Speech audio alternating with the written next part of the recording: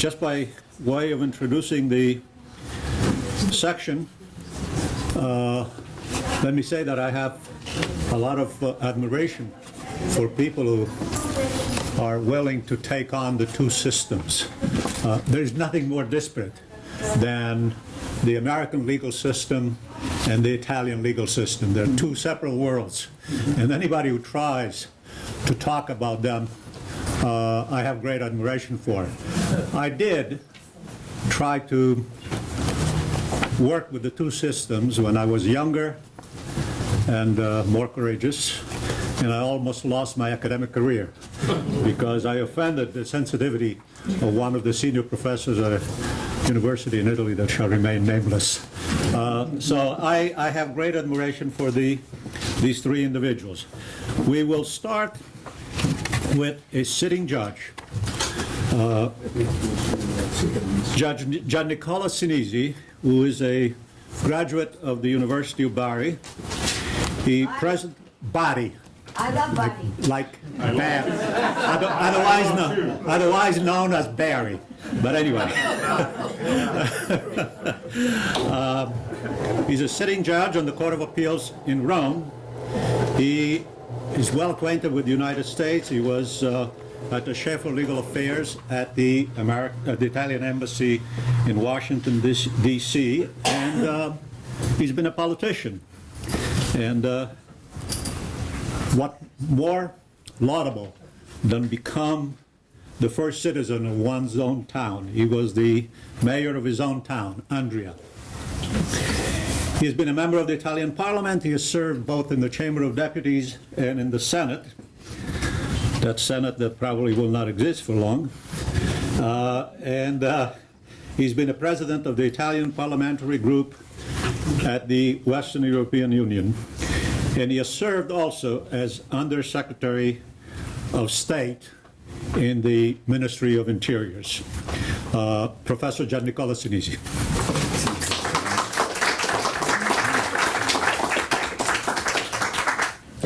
So, good afternoon. And thank you so much for this kind invitation. Professor Rotella, I deserve your admiration just because I afforded the jet lag to come, not for other reasons. And I'm very pleased to be here today in this renowned academic institution among those prestigious speakers, and by a high qualified group of participants, here convened to honor a memory of the greatest Italian-American jurist of all time, Justice Antonin Scalia. I had the great privilege to be acquainted with him during my 4 years assignment at the Embassy of Italy in Washington. And in many sense, I can say I enjoyed his personal support as a jurist and the friendship and the generosity of the man. Therefore, let me talk of the man and then of the jurist. I can number neither the occasion when he was close to me in my daily duties of my job, nor the times when he was supporting me in any project, research, initiative, commemoration, relationships, and social events. And I have no ways to thank Justice Scalia enough, since he was a giant on the planet of justice, and I was, still I am, an ordinary judge on the planet of Lilliput. Therefore, let me thank this prestigious academic institution of Stony Brook for the invitation, in particular Professor Mignone, that asked me to be here, and my mentor, Mrs. Ludovica Purini, even if she's not longer here. Because they give me the opportunity to remember and to speak about the gratitude I have to Justice Scalia. Most importantly, let me say thank you, Nino. In fact, I never had the capacity to call him Nino. Even every time I said Justice Scalia, speaking with him, he told me with his unforgettable tone, call me Nino. I don't know if he has been a well-known virtue of his personality, But his ironic approach was so brilliant that he left me the idea that it will be almost impossible to find a more intriguing companion. When I introduced by him the new ambassador of Italy, I tried to prepare the Italian diplomat to his habits, the way of thinking, and his sharp tongue, and as Brian Fitzpatrick remembered. He answered, unfortunately, to Justice Scalia. Seen the head of a big Hulk hang in his chamber office. Justice Scalia, did you hang that big Hulk on the wall? And he answered, do you think I'm the kind of man that would hang on his chamber office and help killed from someone else?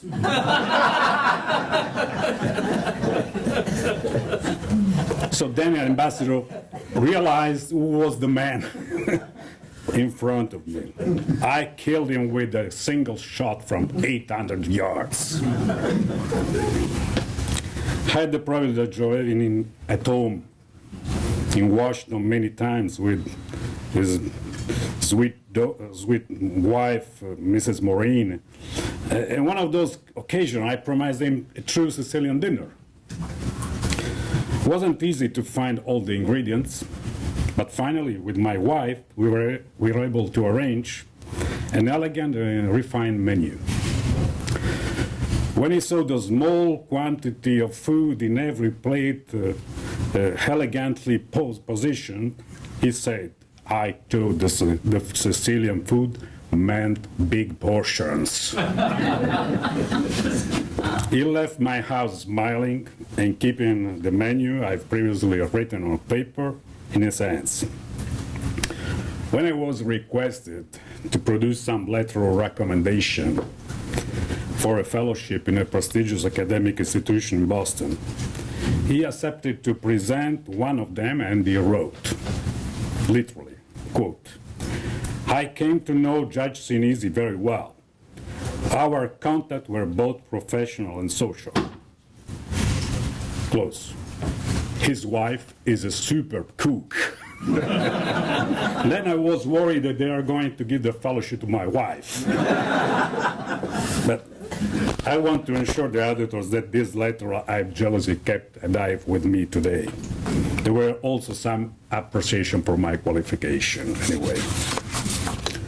I had the full consciousness of the relevance of his role as the first Italian-American appointed at the Supreme Court, as a turning point in the consideration of the Italian-American community in this great nation.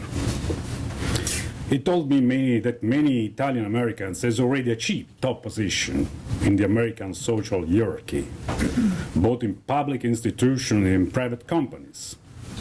But the appointment of an Italian American in the Supreme Court meant the time of the consideration of the Italian US as mafiosi, while definitely extinguished. It happened in 1986. And to celebrate his appointment as an associate justice, he traveled to Italy. And on the path of his roots, and asked to meet Giovanni Falcone in Palermo, when he was fully engaged in the Maxi trial. Justice Scalia told me his compassion for the difficulties Giovanni Falcone was affording, even for having an ordinary dinner, since a number of policemen were necessary to grant his security at the restaurant. But the decision to meet Giovanni Falcone was intended to show his close support to the Italian judge. In such sense, he wanted to tell that even his appointment at the Supreme Court was part of the common strategy to reverse the consideration of Italy from the nation of the mafia to the nation of the anti-mafia. I know that no one is considered an outstanding defendant of the founding paper of the US more than Justice Scalia. But the hidden deepness of his thought, he never forget his origin as a son of Italian immigrants. When I tried to enhance the contribute of the Italian thinkers to the birth of the new nation, I met a jurist who knows more than anyone else about the role played by the Italian immigrant in this country. In fact, on the occasion of the 150th anniversary of the Italian unification, I realized a research on the influence of a Neapolitan philosopher, Gaetano Filangieri, of the 18th century on the US Constitution. Seems crazy to someone, but the research moved from the correspondence between Gaetano Filangieri and Benjamin Franklin and the letters concerning their intellectual relationship. Justice Scalia knows almost everything about this correspondence. That was impressive for me, because I was a researcher in that case, but he knows almost everything already. Franklin knew the first two books of the Science of Legislation, published in 1780, an impressive elaboration of the thought of Filangieri that you can find nowadays into the Franklin Library in the American Philosophical Society in Philadelphia, with the underlines and notes that Franklin personally impressed on those books. At the time I was assigned as a diplomatic representative of the former 13 colonies in Paris. He had the occasion to meet an Italian Neapolitan diplomat, Luigi Pio, who conserved the two books and gave the books to Franklin. Franklin considered very important to grant a modern legislation on criminal matters to the United States of America, and thought that Filangieri was the right person to develop principles useful for a liberal and democratic part of the country. I soon realized that this topic was undervalued, and I met Justice Scalia for having his opinion. He was perfectly aware of all the aspects of the less known part of the history of the United States, dealing with the relationship, the role that the Italians had in the founding of this nation. And he encouraged me in these efforts, since he considered that few scholars and less students in the American schools have a true knowledge of the role of the Italians on the very beginning of the founding of the US. Obviously, I couldn't find anyone better than him to present publicly the results of this research in the Library of Congress on October 21st, 2010. His presentation was magnificent and absolutely complete. Let me talk briefly about what he said. He started from the role of the Italian artists in the 18th century, 19th century, like Costantino Brumidi, who painted the most famous frescoes that decorated the Capitol building in Washington. He told about Enrico Causici, who improved the beauty of those decorations. He told about Antonio Capellano and Luigi Persico, who contributed to the bronze door and the sun bronze and the stone sculptures. And he told also about Giuseppe Carracci, mentioning also Andrea Palladio, an Italian architect who, if he never left Italy, influenced many of the public and private buildings in US with his neoclassicism between 1760 and 1820, starting from Monticello, since Jefferson said that it was realized in the true proportion according to Palladio, to the Virginia Capitol, the Rotonda at the University of Virginia, and the Jefferson Memorial in the Tidal Basin in Washington. He knows everything, every Italian artist who contributed to realize the beauty of this country.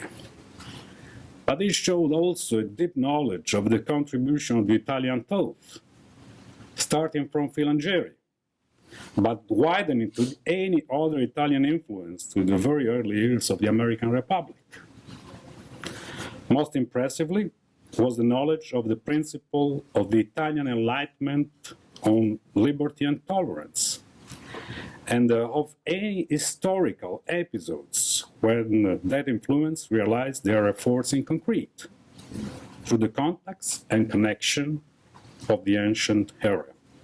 In particular, as a jurist, he emphasized the third and fourth volumes of the science of legislation. I was impressed about the details. He knows perfectly.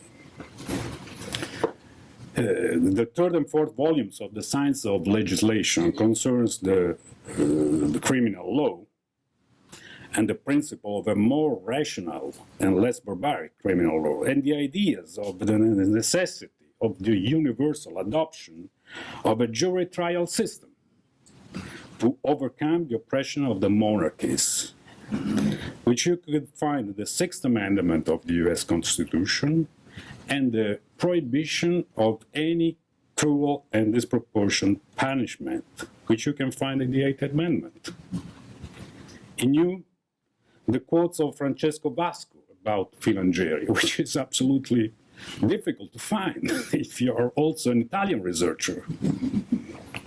And the command of the courage of the Neapolitan philosopher to propose a new criminal legislation, even if you recognized some of those principles were already developed 20 years earlier by the Milanese philosopher Cesare Beccaria in his volume De Delitti e delle Pene about crimes and punishment. He reminds that Beccaria's book was published in many editions in the former colonies between 1767 and 1786. Therefore, in Pennsylvania and the former colonies, the number of the many death-eligible crimes were reduced, and Jefferson and Adams quoted him in many of their comments. Then he mentioned another Italian that contributed in shaping the American thought in the founding period, Pasquale Paoli, who was a Corsican, but Corsica at the time was Italian. That is for the French people. Who was a Corsican that freed Corsica from the Genovese in 1750. He tried to fashion the first government according with the Enlightenment principles. He asked Jean-Jacques Rousseau to help designing the Corsican constitution. He became the first Republican president of the First Republic, showing that at the time of monarchism and feudalism, a republic government was possible. Paoli resisted to the attempt of the French to colonize Corsica, while the American colonists resisted to the British in the parallel history. In Boston, Samuel Adams toasted, asking for the spirit of Paoli in every American.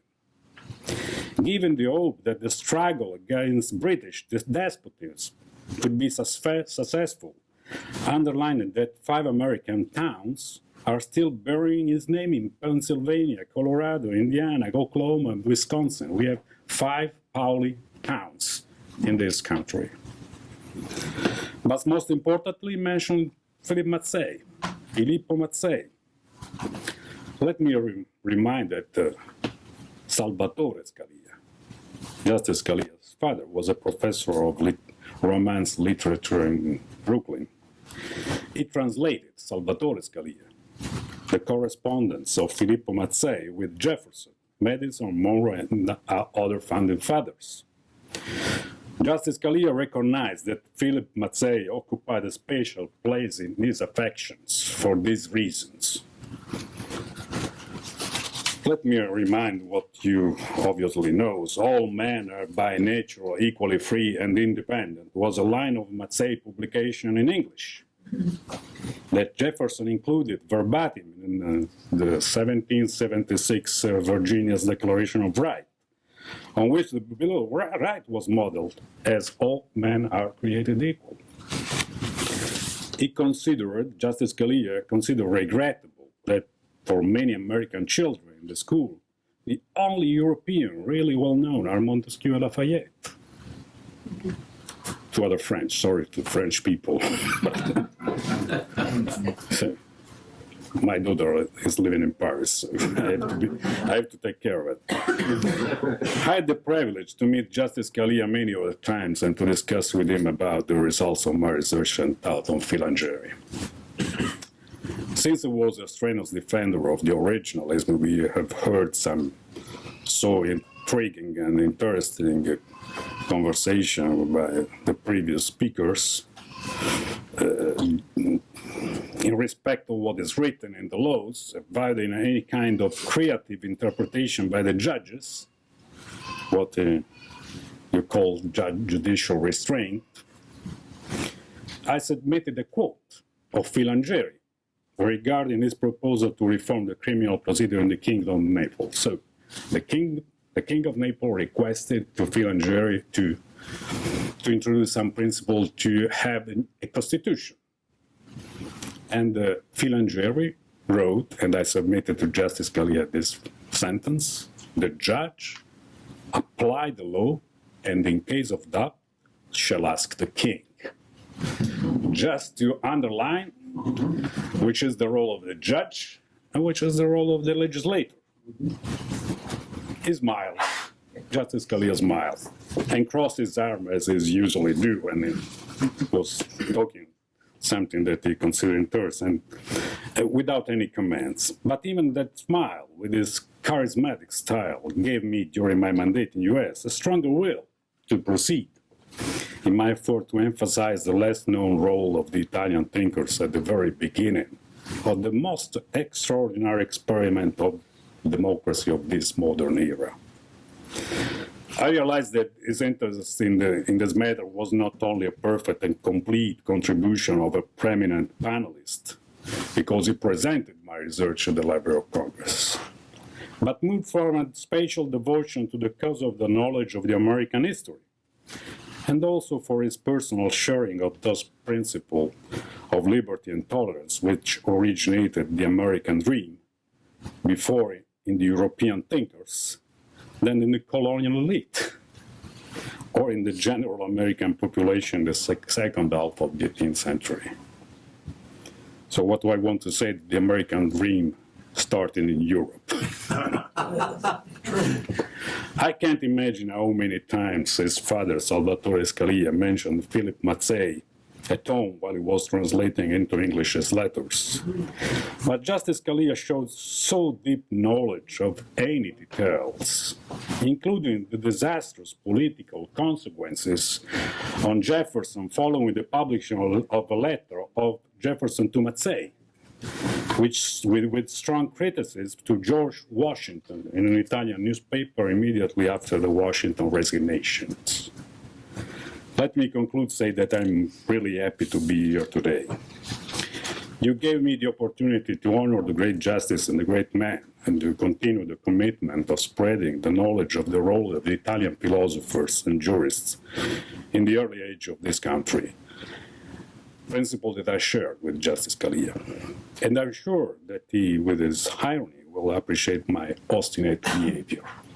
But let me conclude as I conclude, answering to the farewell dinner I had where Justice Scalia, when I left this country in 2013, the person who was mentoring my farewell dinner was Justice Scalia.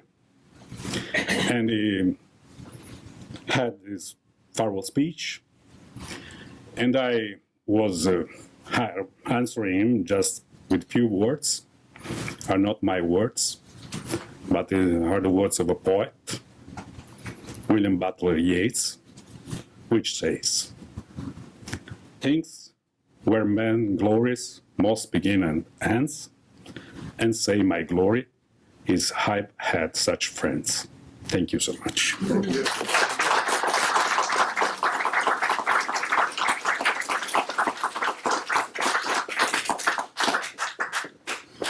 I can wait.